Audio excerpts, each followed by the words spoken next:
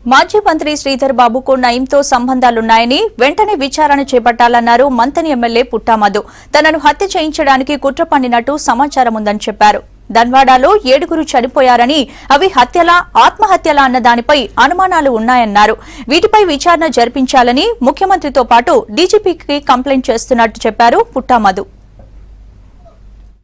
Encounter కాబడ్డ నయీంతో సంబంధాలు ఉన్నట్టుగా వాట్సాప్లలో ఫేస్బుక్లలో రికార్డులను చూడడం జరిగింది. అది వాస్తవంగా ఈ ప్రాంతంలో అనేక మంది ఇబ్బంది పడుతూ కాటారం కేంద్రంగా ధన్వాడలోనే దాదాపు ఒక 5 మర్డర్లు ఇప్పటికి కూడా అవి ఆత్మహత్యన మర్డరా అని బయటికి రాకుండా ఉన్నటువంటి పరిస్థితులు. ఆ మధ్యలో మాతో సన్నిహితంగా ఉన్నటువంటి తిమోతి ఫాస్టర్ గారు భూపాల్పల్లి నుంచి వస్తూ మార్గ మధ్యంలో కిందపడి చనిపోవడం జరిగింది. వారి చావు కూడా మిస్టరీగానే ఉండడము, జడల నాగరాజు కూడా ఇప్పటి వరకు ఆయన ఎక్కడున్నాడో తెలియకపోవడము, వారి తండ్రి గారి హత్యతో సంబంధం ఉన్న వాళ్ళను ఏరువేయడానికి కోసం నయీంతో సంబంధాలు ఉన్నట్టుగా అనేక వదంతులు ఈ ప్రాంత ప్రజలు చర్చించుకోవడం జరిగింది. ఆ మధ్యనైతే మేము ఎమ్మెల్యే అవకన్న ముందు మా మీద కూడా హత్య ప్రయత్నం